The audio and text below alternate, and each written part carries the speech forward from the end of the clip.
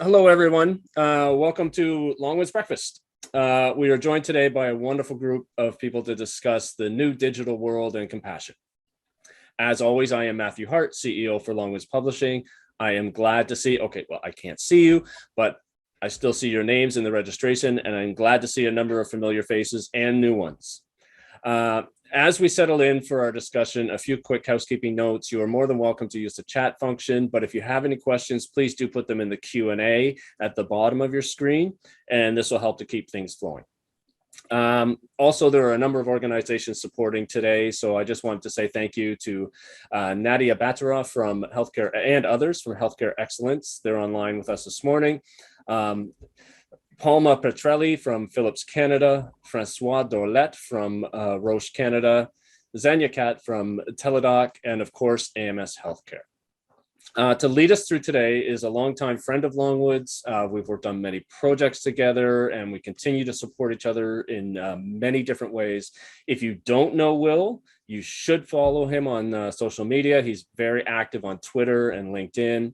Will Falk is an executive resident at Rotman School of Management at U of T. He is a senior fellow at the C.D. Howell Institute, and he's an innovation fellow at the Women's College Hospital Institute for Health System Solutions and Virtual Care, and a member of the AMS Healthcare Board of Directors. So without further delay from me, I would like to welcome Will Falk. Will, it's all yours. Thanks, Matt, and thank you for hosting this, and thanks to Longwoods for everything you guys do. It's great to see old friends and new online. Hello to everyone. It looks like a great audience, and I'm sure that there'll be lots of participation. We're going to talk about digital compassion today, and I'm joined by three terrific panelists. I really must say I've just enjoyed tremendously preparing this call and reading some of what they all have been working on. And I think you're going to really enjoy this discussion today. Brian's going to lead us off. Brian Hodges is the Executive VP of Education and Chief Medical Officer at the University Health Network. He's a practicing psychiatrist and teacher. David Wiljer is the Executive Director of Education, Technology, and Innovation for UHN Digital at UHN, and he's actually going to go last, but my bio notes are misordered, so I apologize if I just confused the hell out of the panelists. And in the middle is going to be Gillian Strudwick, and Gillian is the Chief Clinical Informatics Officer and Scientist at CAMH, and she's also an Assistant Professor at IHPME. She's also on the board with me over at AMS Healthcare, where we're thinking a whole bunch about digital compassion, and have some excellent publications and are supporting some programs if you're interested in having a look with that. And that's all I'm going to say before I hand it over to Brian, then Gillian, then David. Brian, you're up. Thank you, Will. The short, punchy intro to this exciting topic. Thanks for having us today. You know, we've just gone under a tremendous shift in the healthcare system that we've talked about for a decade, and it happened almost overnight. At my place at UHN, we have 1 million ambulatory visits a year, and 80% of them went virtual in 3 weeks. We have a new health information system coming. I completely practice differently now than I did just 2 years ago. And when we say digital and virtual, I want to point out that's many tools. Yes, I use video like I'm doing today, but also much more use of the phone, of text, of email. It's a whole suite of technologies. One of our scientists at the Wilson Center, or a group of scientists led by Robert Paul, is studying this. And one of the main conclusions is everything is changing, but we don't know how and whether that's good or that's not good. Very briefly, two things. What is technology and what is it doing for compassion? So first of all, we have to agree what technology is. My sense of technology is anything that augments human capacity. So right now I'm using a whole bunch of them. Voice, human voice is weak, a microphone. Sight, glasses, microscope, telescope. Dexterity, knife, fork, scalpel, instruments. So what about compassion? Can technology amplify or augment compassion? Well, I think it can. It can certainly improve with things like convenience, booking, scheduling, less travel, and with care, automation, but also building a connection. We can absolutely build a connection. I'll use a very simple example. It's the compassionate use of my sending a text to a patient I know is not doing well that says, "Hi, how are you doing?" That's a very compassionate extension of my empathy. But all technology distorts. So with a voice that can be buzz or hiss, cutting in or out, or you're on mute, with sight, blurring, distortion. I thought it was so interesting. Matthew just said, hi, I see. Well, actually, I can't see you. So that's a distortion of technology. And with hands, dexterity, we can puncture, rupture, etc. So my main interest today, and the main thing we have to talk about, is not whether technology can help us augment human compassion. It can. But when does it distort it? When does it add distancing, separate us, cause a reduction in the quality of the relationship, including burnout of the health professions? So that's all. Okay, Gillian, you're up.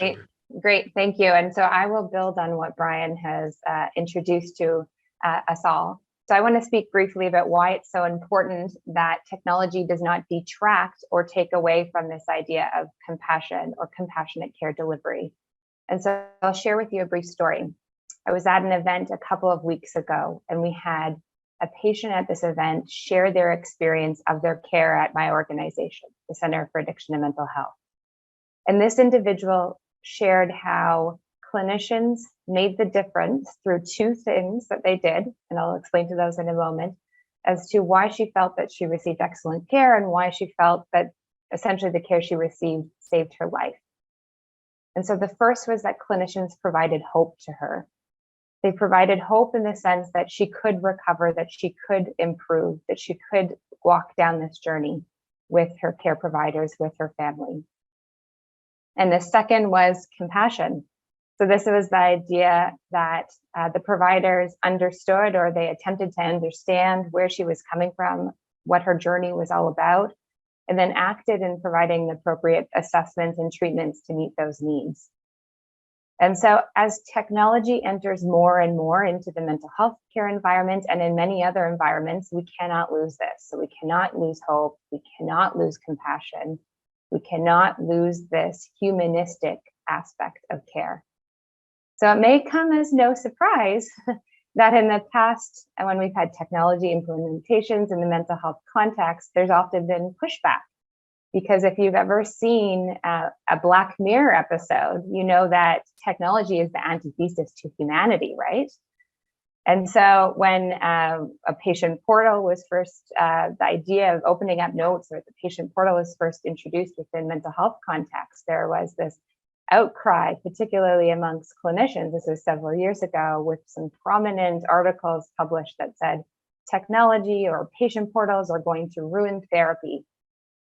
And so one of my hats, as Will introduced, is an administrator hat, but another hat that I wear is a scientist hat. And so when we implemented our patient portal at CAMH, this was the opportunity to have a look at that impact of the portal on compassion.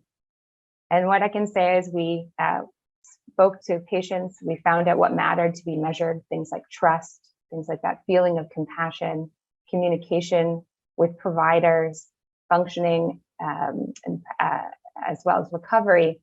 And while we're still at the end of our data analysis, what I can share, the spoiler alert, is it doesn't ruin therapy. And in fact, there are many cases and many stories that we heard from patients where it really facilitated that compassionate care relationship. So while we need to be thoughtful in making sure that technology does not detract from compassion, I agree with Brian. I think that technology very much can facilitate a compassionate interaction. And I'll stop there. David? Well, thank you. And thank you for the opportunity. And I'll just acknowledge some of the work that we've done in this area. AMS has been so supportive of, so I appreciate that.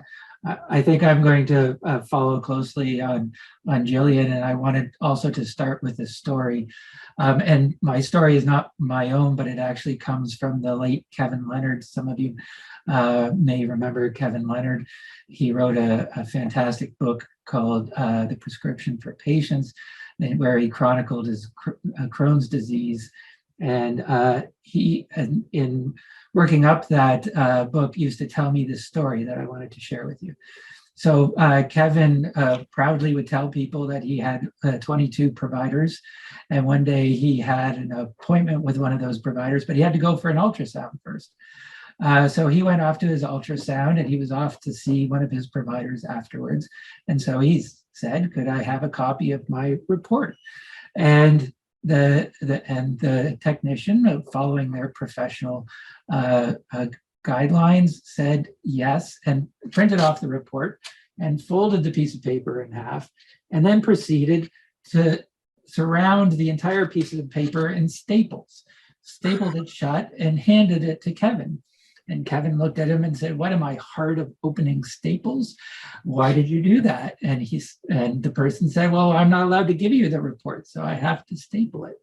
And to me, this is a bit of a metaphor of what we do is we sometimes digitally staple our organizations shut from our patients. And I wanted to share one quick other story, which is another way we, in a sense, digitally staple our organization shut. So my mother is 79. She is not able-bodied. She says from time to time, "I think I should get myself one of those internet things." She is not digitally savvy. And what I've noticed through COVID is we've essentially sealed her from healthcare, because it's so hard if you do not have access to the internet. How do you get an appointment? How do you get a vaccine? How do you participate? How do you even look something up? And so there's a whole part of the population that I think we have stapled away from healthcare if we don't think about how we open this up. So what's the solution? And I always think about the Wagner model of, at the heart of creating good care is the building of the productive interaction between an informed patient and a prepared healthcare team. And I'll too just quickly draw on one example, which is a patient portal. So been involved in patient portal development for some time. And exactly what Gillian said, there's often a lot of anxiousness around patient portals. And I think one of the unique things that UHN was committed to right from the beginning was real-time access to all notes and reports that they could possibly provide. And there was a lot of conversation around this, and people talked about creating anxiety for patients by providing this information. One of the things we did was did some research, and it was clear that one of the most anxiety-provoking times is not having information. And there's, there are things that we can do. So our patient portal, which launched enterprise-wide in 2017, now actually as of this morning has 271,000 patients. And people, I think last month we had 40,000 patients who used it more than 3 times. People come to it because they want access to their information, and which frankly led to some changes in the way we provide care. So we've been creating a set of competencies around digital compassion, and one of those is really ensuring that patients have information the way that they would like it. So I'll leave you with the thought that we have to be careful not to digitally staple our organizations shut. I love the stapling metaphor, and we'll steal it shamelessly. But it goes to this question of how we're renorming or resetting norms in this space. When you come to it, and Brian, I'm going to start with you. When you come to it as a practicing clinician, and you think about a new patient or onboarding a patient or working with a patient, how do you segment, how do you think about the mix of technology that you're going to use with that individual patient? How do you segment what you're doing for the patient in front of you in a thoughtful way? Do you structure it? Do you make it up as you go? How do you do it? Yeah, well, I think we have to develop systems along this line. And the example that both Gillian and David have had with portals has helped us. We always should start with patient preference if we can, because people are going to have different needs and different preferences. So there's some starting points that I like to suggest from experience, but then negotiate. For a new consultation, if I've never seen somebody ever, the full thing is best, I think. Some video to see, some good voice, etc. Realistically, though, a lot of my patients, especially if I'm doing psychotherapy or follow-up, we find the video a distraction. And there's actually good evidence about this. About 30% of our cognitive attention is looking at our own image. Even if you turn that off, it's a distraction. Many of my patients and myself, I prefer for often the phone, just the phone. Text is actually quite good, and email where it's secure, where our systems allow the exchange of just information is also very useful. And then, of course, live, face-to-face sometimes. And I think what you're really asking us is how quickly can we understand what a good standard of care is and a mechanism that we agree on? A one-size-fits-all is not a good idea. Gillian or David, do either of you want in on this? Sure, I can speak from the clinician perspective as well. And so the other hat that I didn't talk about earlier was that I'm a nurse, and over the course of the pandemic, I gave a lot of vaccines and a lot of vaccines to our inpatients.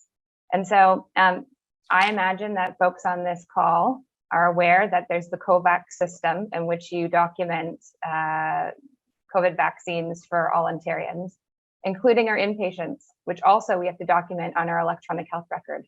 And so in thinking about the technologies that I was using, this is in-person care, but I needed to document a lot of information in different places that these systems are not interoperable. They didn't speak to one another. There's no information flow. I needed to think about what can I set up ahead of time?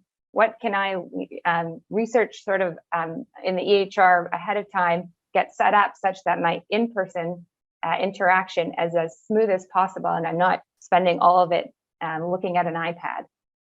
Or then opening something in the chart and spending a whole bunch of time clicking through something. Sorry, go ahead. Yeah, no, I was going to say, so it's this thoughtful process as to how I was going to interact with these various devices. And before the pandemic, Robert Wood Johnson used to talk, and others used to talk about flipping the visit, right? The idea that there's stuff that we could do teaching or in terms of patient education before the visit. Are we actively thinking about that stuff at this point as we implement these new systems? Maybe I'll go to David on this in terms of how you're using this. Are you thinking about patient education materials that go out beforehand? Yeah, I would say that there's a lot of work, especially in our organization, as we're moving to a new system, thinking about this, and it happens on a number of different fronts. One is, how do you prepare people for that visit? Make sure that they give you the information that you need, and you give them the information they need. So that's part of that proactive preparation and informing folks.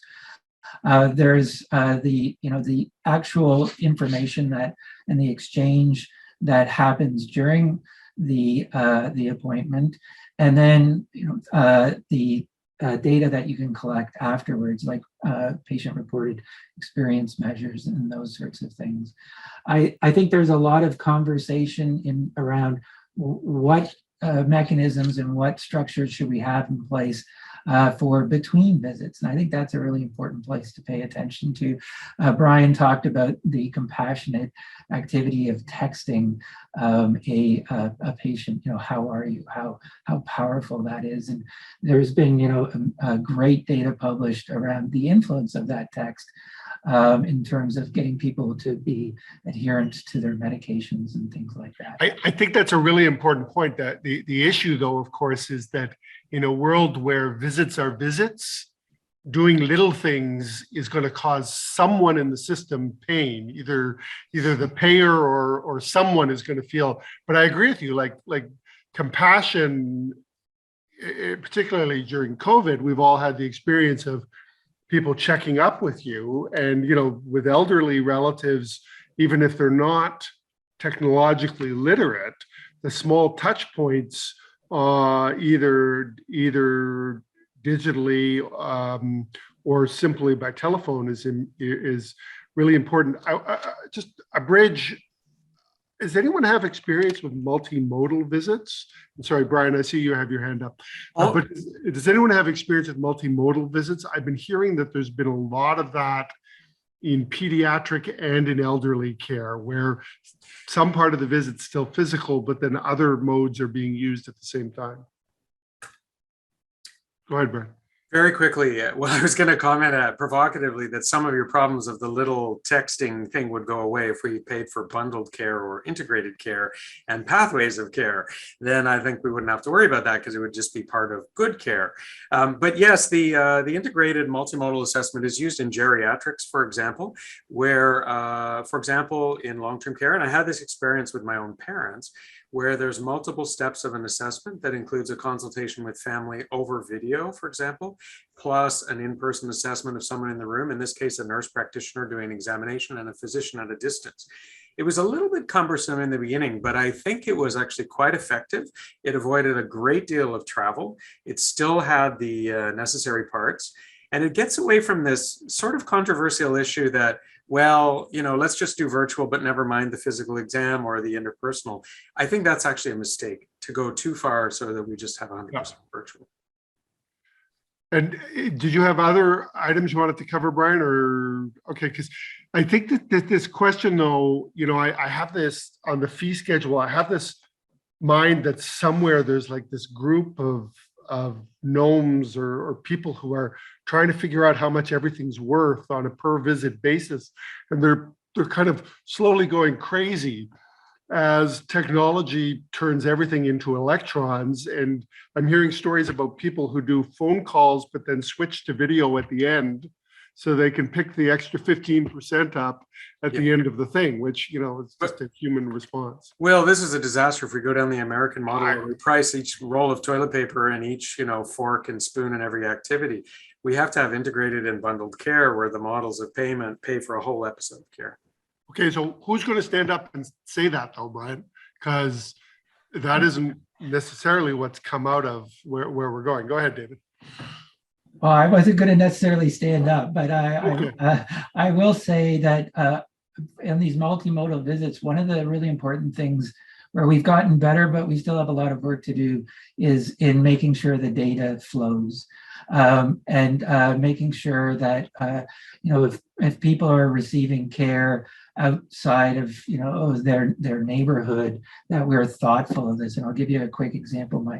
My father's having a surgical procedure in a couple of days, and he lives in Kitchener, and the procedure is in Toronto.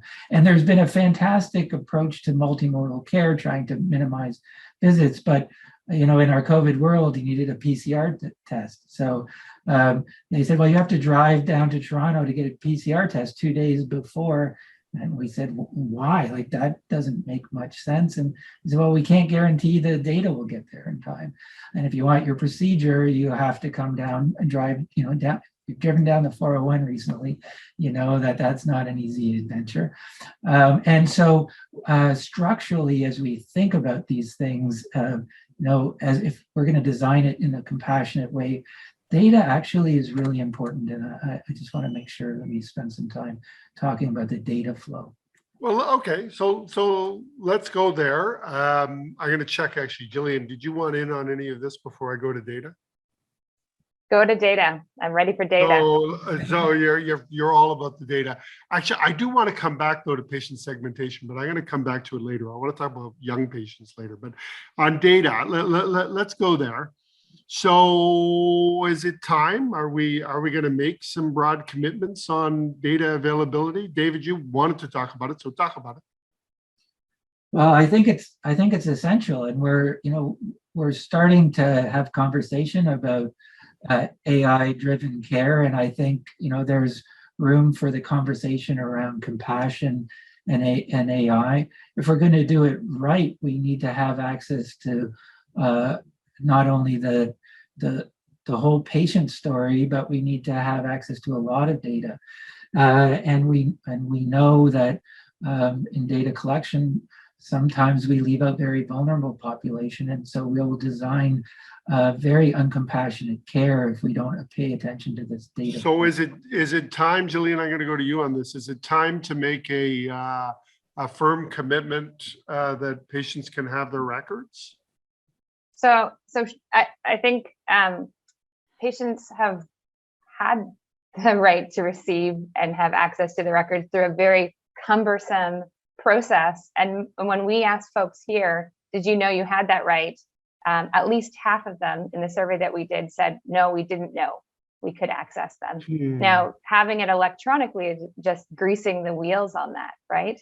And making it more accessible. But I want to mention one thing that that is slightly a departure, but still in the data topic, which is that I'm not sure if we as healthcare providers yet know what to do with all the data that we're receiving. We're often asking patients to fill out a number of surveys and questionnaires pre-visit these days, especially as we see more and more measurement-based care, particularly in mental health, but in other areas as well. And then patients are saying, but then no one talks to me about this. I filled all these questionnaires, and then where does it go? How does it make any sense for the care I'm receiving? So there's some sort of dot that we're sort of missing there. There's a question in the Q&A about interactive patient portal modalities. I'm going to flip the question a little bit and say, and ask you guys frankly, whether you think that we can portal our way out of this, because making the portal function as a good communications tool. I mean, I think portals have their place, don't get me wrong, but are we going to be able to portal our way out of this? I can start. So I'm on our portal. I have a lot of different health issues and I see professionals. I'm a patient too. I love the portal actually, and we'll be able to portal our way into more transparency. So the ability for patients who are digitally capable, that's another issue, but people who can use the internet, not including David's grandmother, and many others. But if you can, I think it's amazing. However, it's not going to create a model of care by having a portal. So Gillian's issue about people needing to have integrated care, to sit down with someone to interpret that's the model of care. And there's no reduction in our need to create good models of care just because we have digital technology or portal. And can I get a quick piece on this one? Yeah. I actually think we shouldn't spend very much time talking about portals at all. I think what we need to do is talk about the functionality and what we want people to be able to do and how to get them there. Yeah. So one of the important things about portal is it can be a mechanism to give people their health information quickly. And, you know, if we put in, I'll show my own bias there, but if you say, I'll give you your data, you can have it in 14 days. Thank you very much, because we want to be absolutely clear on our side. That's not a useful portal for a patient from a patient perspective. They can't do anything with that data. They can't action it. We might, on the organizational side, feel good about that, but it's not creating a compassionate experience. So we need to get down to the brass tacks of what's actually going to enable people to participate and be activated and have a comfortable and trusting relationship, not only with their provider, but their organization. So I'm going to come back to the customer segmentation piece that we were talking about earlier and make the point on portals and on some of these other technologies that paradoxically, and this is a point that a primary care physician friend of mine made, paradoxically, the people who can use these things think that they're often not the way that they would want to approach the system. So that he was commenting more on video. He said, paradoxically, my patients who know how to use video systems don't think that video is a very good way to start a conversation. They'd much rather be doing text or phone before they do that, the same way teenagers do.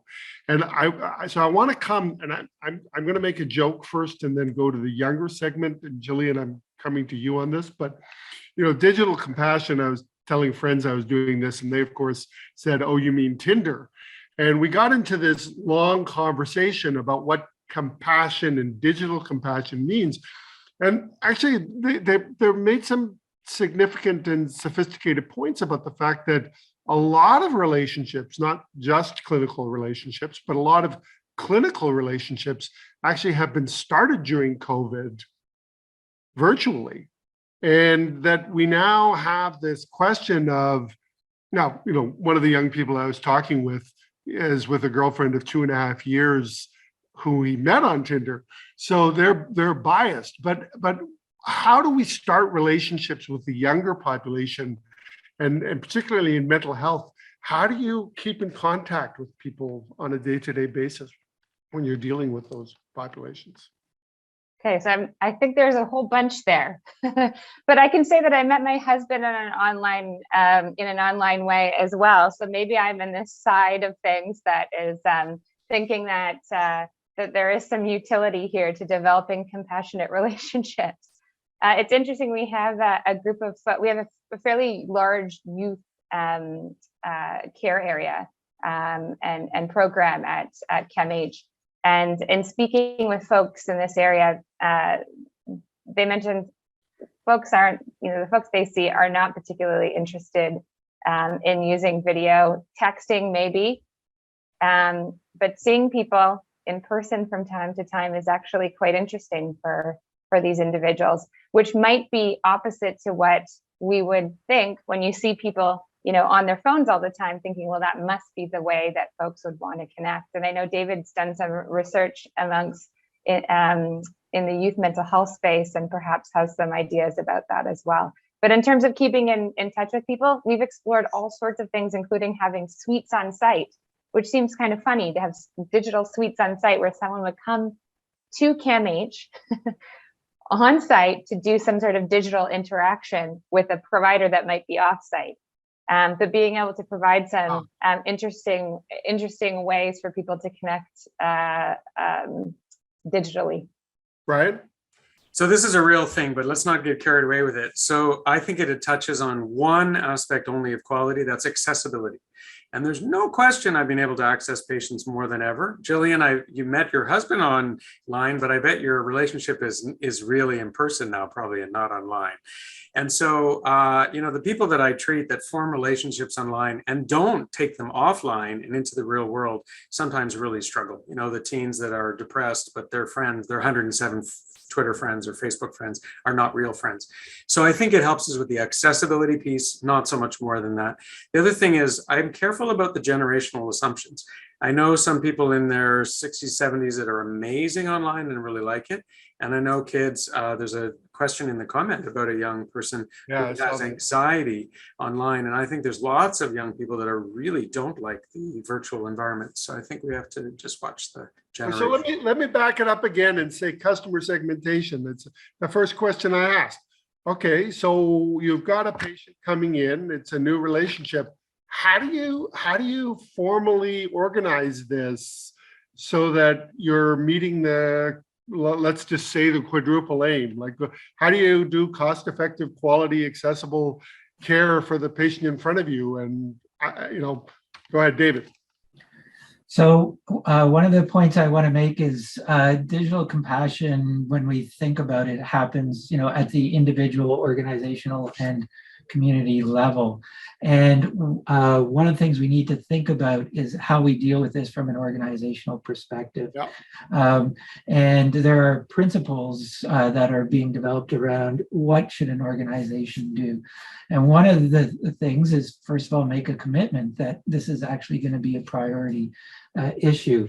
And how do you start to listen to your patients? So one of the things that UHN has done that I'm proud of is we actually have a digital patient consultation group. I think it's made up of 15 or 20 patients who get together on a monthly basis and advise us on key issues, virtual care, our portal, and so on. And so the point is here, we involve our stakeholders in designing that.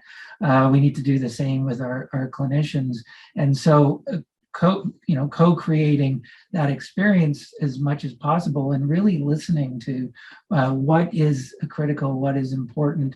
And then at the individual level, constructing that in a way that preference, there's opportunity to hear preference and you don't get tunnel vision around the way you're doing. So I'm going to push back a little bit, David, and I say this with affection in my heart because I was born at UHN, but you guys don't answer phones within 4 rings, and the average telephone message tape is well over 1.5 minutes and always includes the number 595-3155. And, it's not like there are basic, and you know what? That's unfair. I shouldn't hit UHN on that because it's not just you guys. We as a profession are terrible in terms of customer service. No one thinks that it's important to answer phones within 4 rings. And I will tell you, that is in the rest of the world, and if I dare say the real world, that is an expectation. How do we, is that just something we're not going to do? Brian, Well, you're nodding, or go ahead, David. No, I Sure. just say, I mean, I'll let Brian address it in a second, but we absolutely have to pay attention. And one of the, we have limited resources. And so one of the things we need to do is really have these conversations around what's important. And before I hand it over to Brian, I had to phone my mother's primary care physician yesterday, and I was absolutely shocked. I phoned and somebody answered the phone. Couldn't believe it.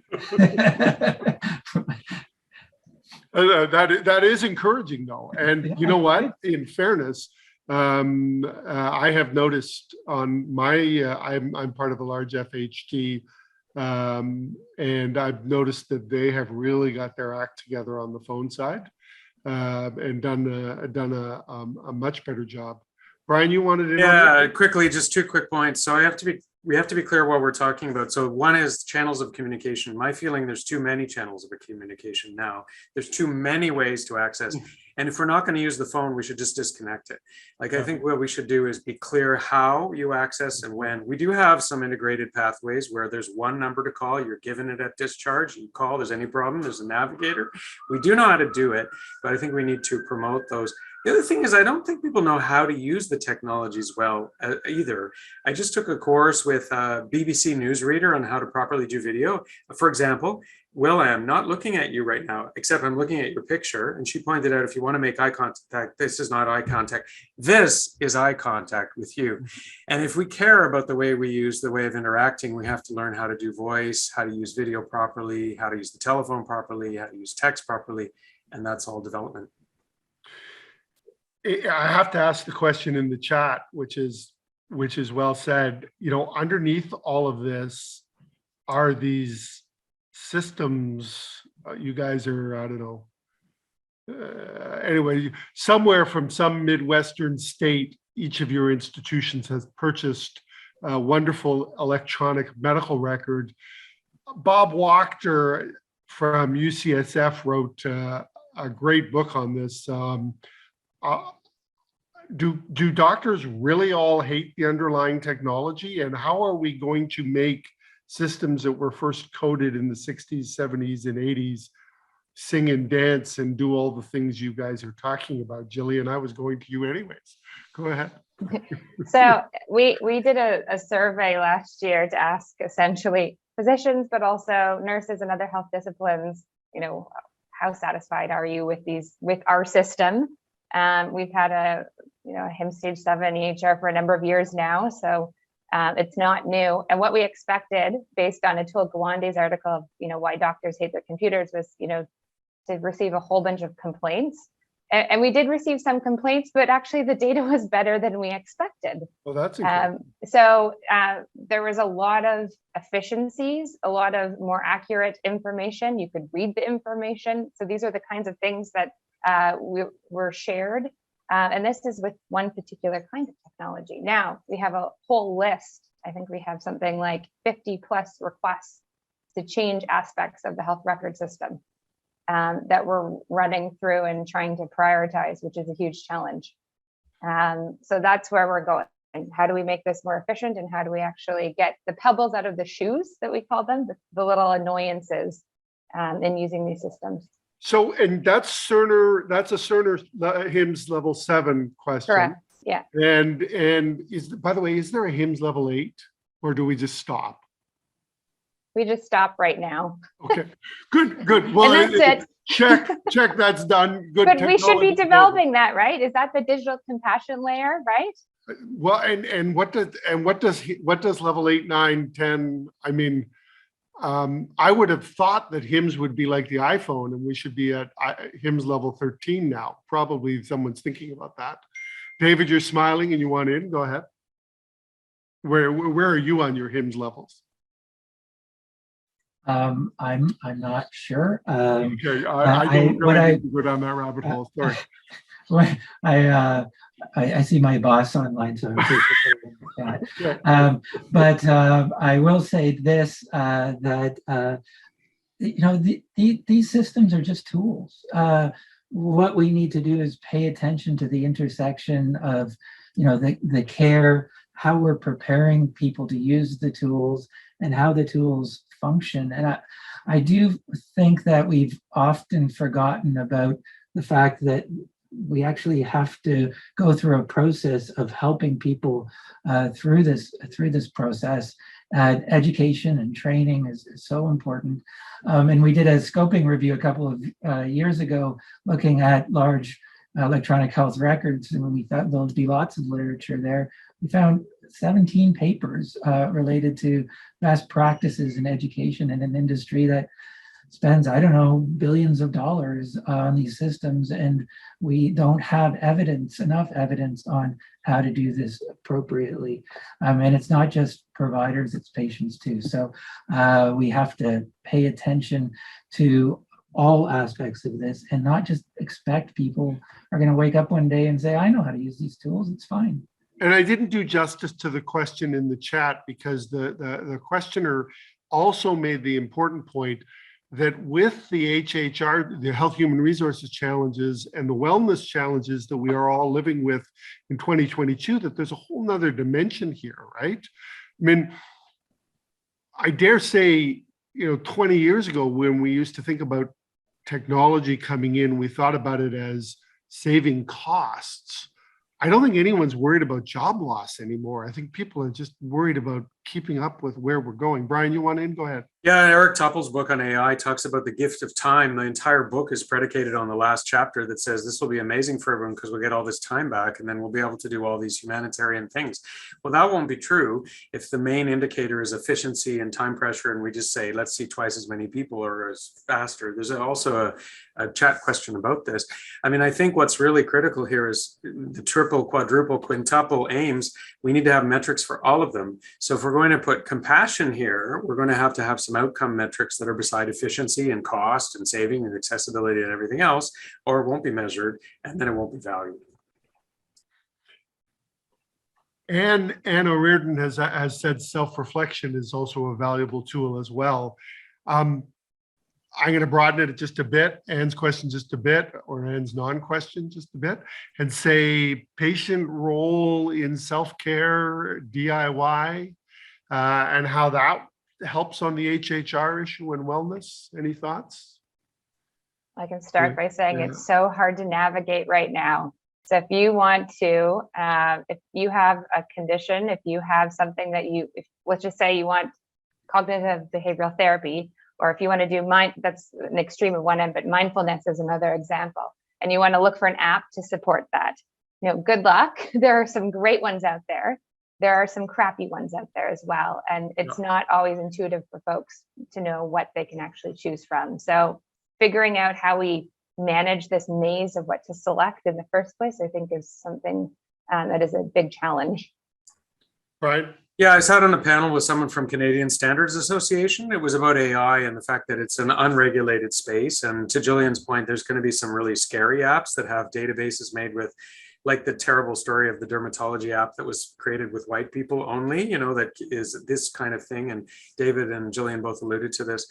I think we're going to need standards, and we're probably going to need recommended apps. So CAMH and others may need to recommend approved applications for chatbots. We may need to actually critically look at evaluating, like healthcare technology does now with other technologies, all of these communication technologies.